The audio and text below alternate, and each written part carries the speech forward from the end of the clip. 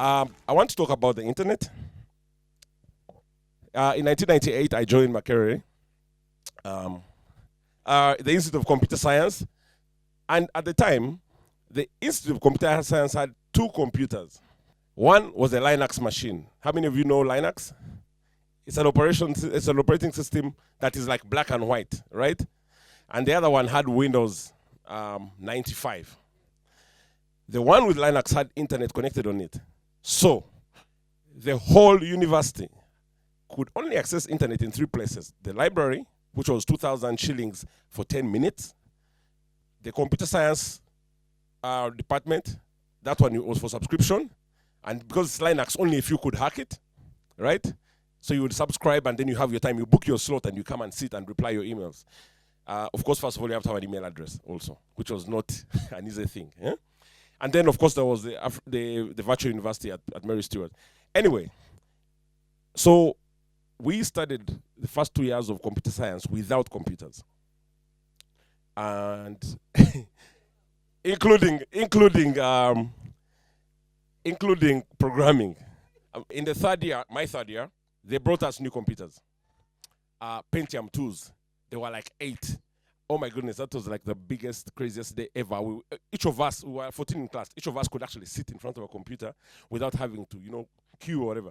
Anyway, the third day, they stole them. And they stole only the processors. The screens were there. So I wrapped up campus without computers. And I am a computer science graduate.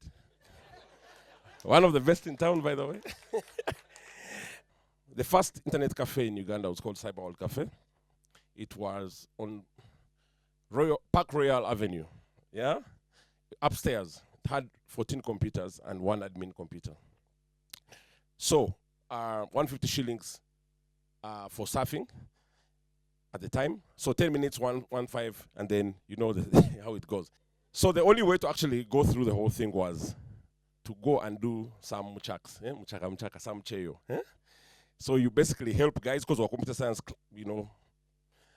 graduates, help guys to surf, and then in between them, you can surf.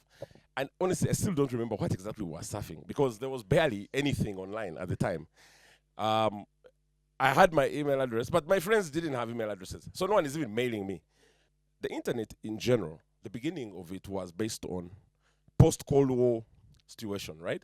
So during the Cold War, North America and Russia, as they every once in a while tend to, were beating each other up. And the Americans wanted to find an advantage, some way of being ahead of the curve. So they looked for ways that they can basically communicate without having to send people physically or, make phone calls. A way that they could not be traced, and a way they could actually exchange information and not be at the risk of, let's say, if they are attacked at home, they can still stay on top of the game.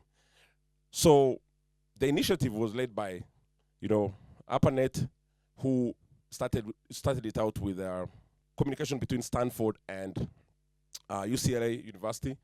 And the idea was just basically a wide area network, sending information from one place to another place.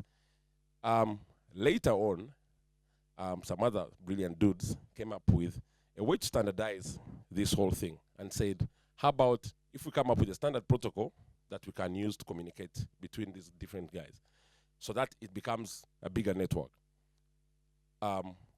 TCP/IP, as we call it in IT, is a transport control protocol, and internet protocol is what was brought up as a way to actually communicate between the different devices. Now, that basically created a concept called networking, right? But at that time, you're basically still operating in ones and zeros. No one can ever really remember. So there was a need to come up with names so that you can actually translate these numbers to names. So in 1983, the WWW, as we know it, the World Wide Web, was formed, right? Not the wrestling.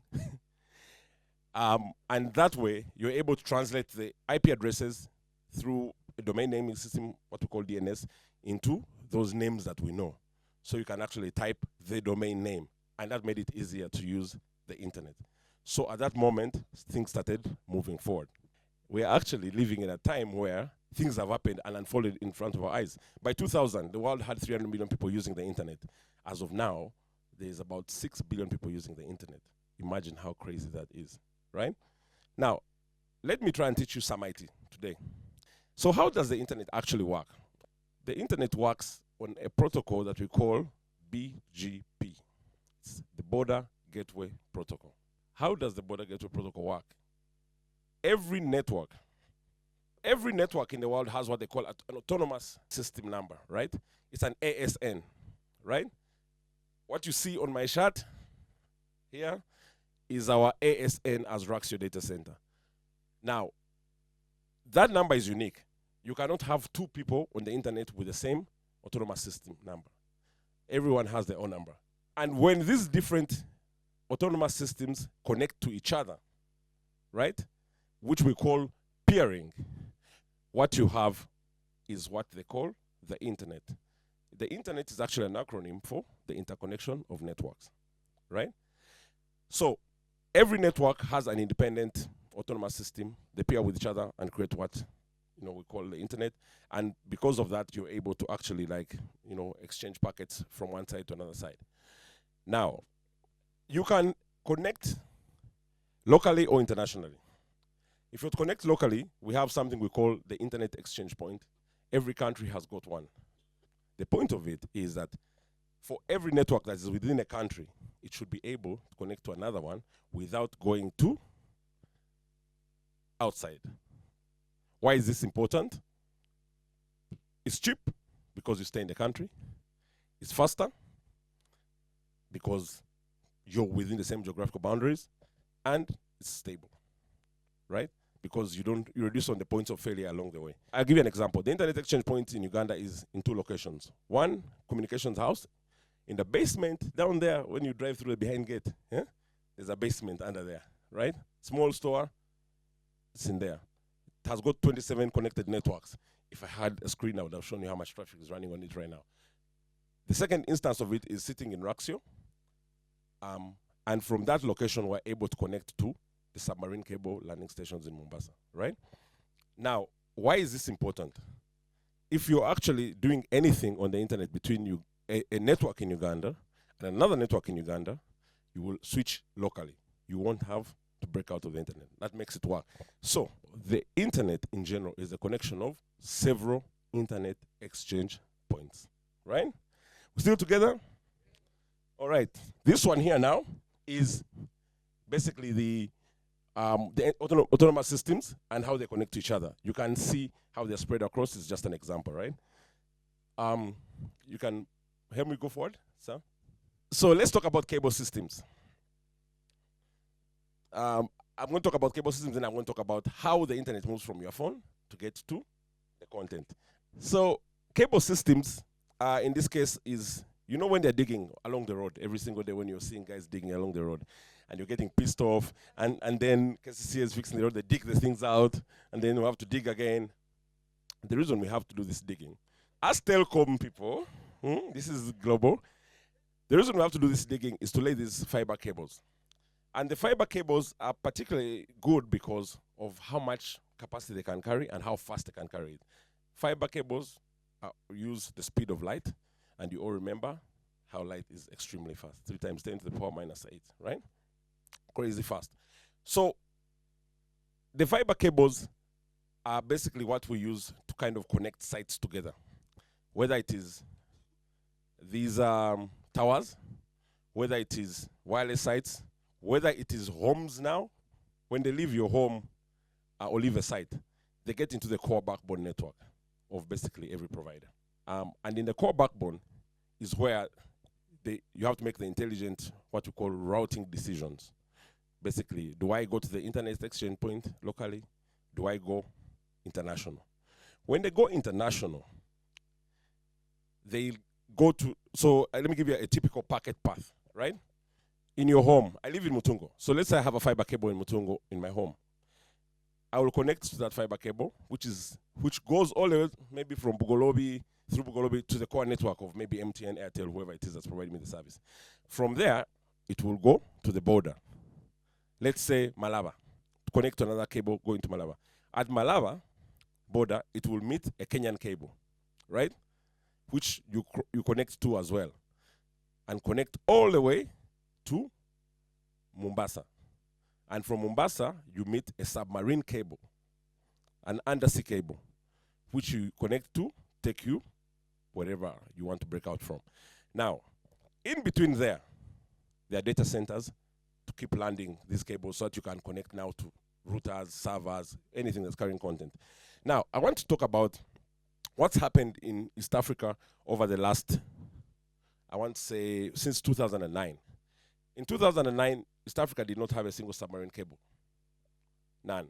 West Africa had one cable. It was called SAT-3, stopped in South Africa. In 2009, the first submarine cable landed in East Africa. And it was a race between the Teams cable, which was running from Mombasa to Fujairah in Dubai to meet with other cables. There was a CCOM cable that was running from South Africa with a hop in Maputo, another hop in Dar es Salaam, Mombasa, Port Sudan, and connecting to other cables in Djibouti. Now, these cables have, first of all, increased the capacity we have in the region exponentially, but also at the same time, they have dropped the price like crazy. Would you believe when we started Rock Telecom in 2006, we used to buy internet capacity 1 megabit at 6,500 USD. 1 meg, up and down, on satellite. Now, we buy 1 meg at $5. Yeah? All this has happened in the period I've been growing my beard. It's like overnight, right? One of the things that I will tell you is that the bandwidth that's consumed by your phone right now is 100 times more bandwidth than was available in the whole of Uganda by 2010, when the cables came in, right?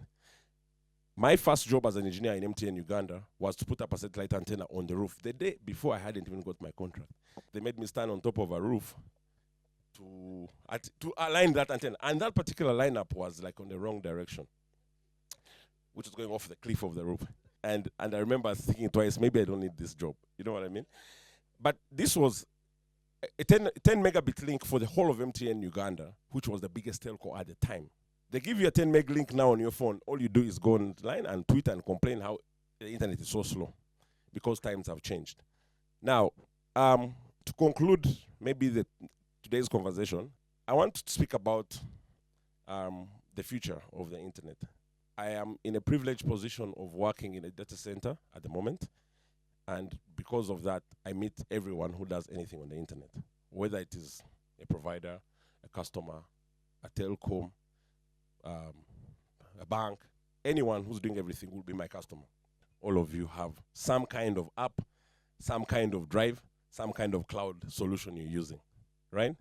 And all those things sit in data centers, and in one or another will end up interfacing. Now, what I'm seeing changing as a trend, and this is what we need to really, really, really, really wake up for, is that the internet is evolving at a pretty fast pace. And it's happening in parallel to our normal lives. Now, we are slaves of the internet. If you're having an argument with someone, you cannot even wait for their reasoning. You tell them, let me first Google it. Right? So I've been seeing a change, a big trend, and that's towards what has just been mentioned, Web 3.0, becoming a big driver, but generally the fourth industrial revolution happening in real time. What am I talking about? Cloud computing, voluntary or involuntary.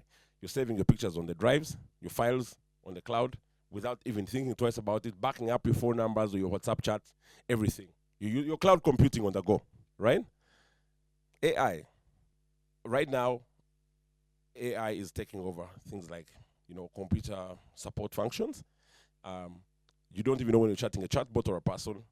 You just go on. Yeah? Machine learning and automation of things.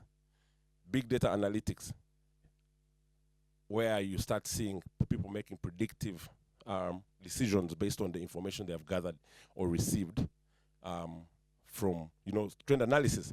They tell you to accept cookies every single time. Because you need to use the site, you will never say no.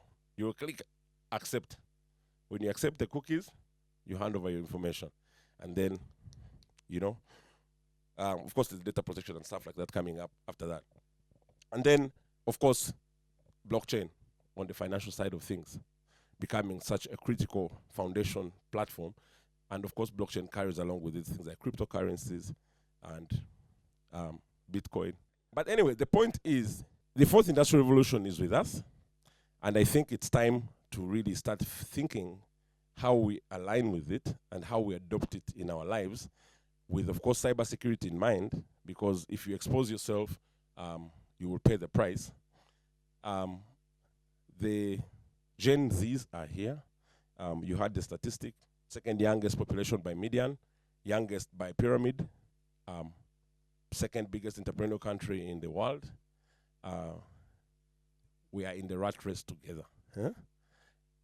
So we have to think through, how do we actually, as Ugandans collectively, utilize this weapon called the internet to take us forward, because we're young enough as a country to think ahead of some of these older nations. We're not innovating enough. They're not part of this Savannah Valley. They don't have the mobile money knowledge we understand, and they don't have the briefcase companies where any one of us can transact right away. So my plea or my preaching today is about, let's get on the bus. And it's not about the journey, it's about the destination, okay?